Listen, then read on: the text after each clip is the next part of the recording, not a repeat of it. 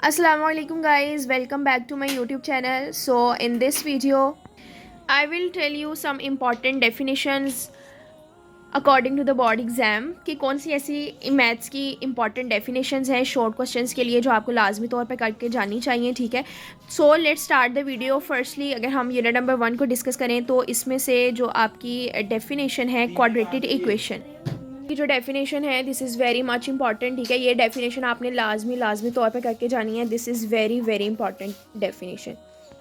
Next जो definition है वो है सिंथेटिक डिवीजन की डेफिनेशन यूनिट नंबर 2 में से। ठीक है, सिंथेटिक डिवीजन की डेफिनेशन जो है वो बहुत ज़्यादा इंपॉर्टेंट है, ये भी आपने लाजमी तौर पे याद करके जानी है। उसके बाद अगर हम नेक्स्ट डेफिनेशंस की बात करें तो यूनिट नंबर 4 में से आपके पास डेफिनेशन है रेशनल फ्रैक्शन की, प्रॉपर रेशनल फ्रैक्शन की। ठीक है, these two definitions are also very much important. ठीक है, इम्प्रॉपर फ्रैक्शन की भी आप डेफिनेशन कर लें। ठीक है, तो ये दो डेफिनेशन जो हैं rational fraction and proper rational fraction, ये आपने लाजमी तौर पर याद करके जानी है। यूनिट नंबर 5 में से आप जो है डेफिनेशन कर लें एक ये वाली, अब बाइनरी रिलेशन वाली डेफिनेशन याद कर लें। कार्टेशियन प्रोडक्ट की डेफिनेशन आपने लाजमी तौर पे याद करके जानी है। ठीक है, उसके बाद यूनिट नंबर 6 में से जो इंपॉर्टेंट डेफिनेशंस हैं वो आपने करनी है। अर्थमेटिक मीन की डेफिनेशन आपने अच्छे तरीके से करनी है। ज्योमेट्रिक मीन की डेफिनेशन, ज्योमेट्रिक मीन की जो डेफिनेशन है दिस इज़ वेरी इंपॉर्टेंट। इस चैप्टर की जो डेफिनेशंस है ना वो बहुत ज़्यादा इंपॉर्टेंट है। एक हार्मोनिक मीन की डेफिनेशन बहुत इंपॉर्टेंट है। ठीक है, उसके बाद जो हमारे पास मोड है, मॉड की definition is very very much important. ठीक है, उसके बाद मीडियन। ठीक है, ये जो मीडियन और मॉड है इन दोनों की डेफिनेशन तो आपने लाजमी करनी है, इन दोनों में से इंशाल्लाह कोई एक तो ज़रूर आएगी।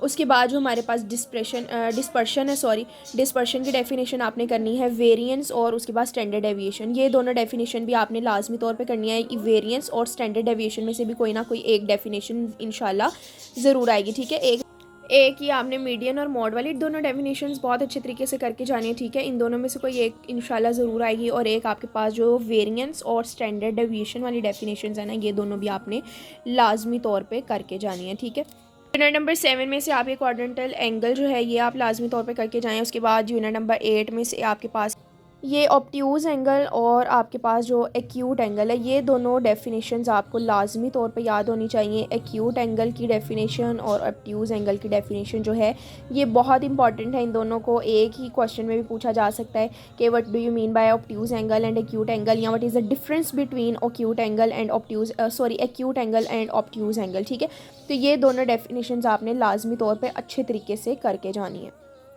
उसके बाद इसी चैप्टर में से हमारे पास डेफिनेशन है सर्कमफेरेंस की, सर्कुलर एरिया की। ठीक है, सर्कमफेरेंस और सर्कुलर एरिया की डेफिनेशन आपने अच्छी तरह से करके जानी है।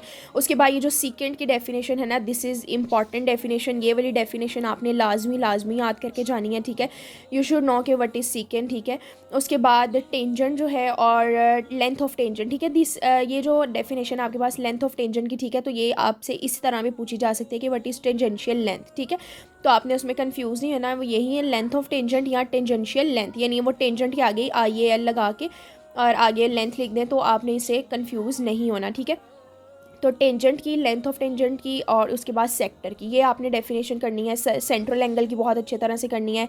जो आपके पास सर्कुम एंगल है, कॉर्ड है, ये जो कॉर्ड है ना, कॉर्ड की डेफिनेशन बहुत ज़्यादा इंपॉर्टेंट है। कॉर्ड की डेफिनेशन आपने लाजमी तौर पे करके जानी है। ठीक है, एक सेक्टर की डेफिनेशन, उसके बाद कॉर्ड की डेफिनेशन हो गई और टेंजेंट की, सेंट्रल एंगल, सर्कमफेरेंस, ये these all definitions are important, but chord जो है वो बहुत ज़्यादा इंपॉर्टेंट है।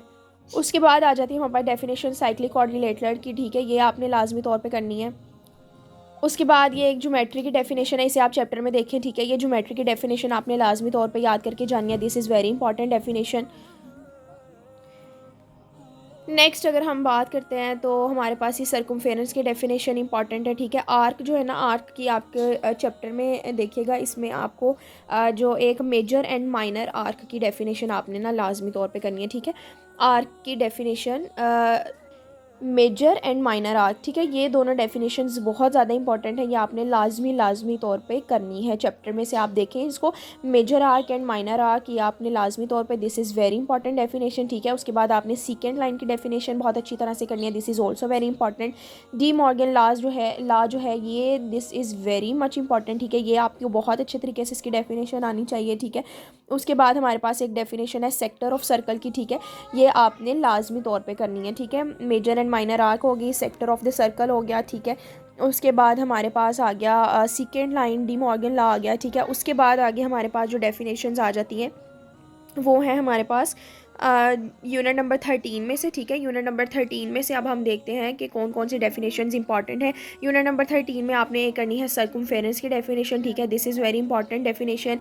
इसके बाद हमारे पास डेफिनेशन आ जाती है सर्कमस्क्राइब्ड सर्कल की, स्क्राइब्ड सर्कल की, सर्कम सर्कल की, ठीक है। ये डेफिनेशंस आपने लाजमी तौर पे तीनों बहुत अच्छे तरीके से याद करनी है। So this is all about the important definitions of 10th class maths, ठीक है। ये सारी डेफिनेशंस आप बहुत अच्छे तरीके से करके जाएं, इंशाल्लाह जो है वो इसमें से डेफिनेशंस आपको पेपर में आएंगी, ठीक है। आपने बहुत अच्छे तरीके से ये सारी डेफिनेशंस करके जानी है। Best wishes to all the students जिनके एग्ज़ाम हो रहे हैं, ठीक है। Hope so you like the video. इसके अलावा जो मैथ्स के सारे लॉन्ग क्वेश्चंस के हिसाब से कौन सी एक्सरसाइजेज जो हैं वो बहुत ज़्यादा इंपॉर्टेंट हैं, कौन से ऐसे क्वेश्चंस हैं जो आपको लाजमी तौर पे करके जाने चाहिए, इसकी वीडियो मैं ऑलरेडी अपने चैनल पे अपलोड कर चुकी हूँ। You can visit my channel and watch that video. आप उसमें देख सकेंगे कि आपके पास कौन सी एक्सरसाइज जो हैं वो बहुत ज़्यादा इंपॉर्टेंट हैं, कौन सी ऐसी एक्सरसाइज हैं जिनको आप स्किप आउट कर सकते हैं, ठीक है। So hope so you like the video. If you wanna watch more videos like this, then subscribe my channel. Allah Hafiz.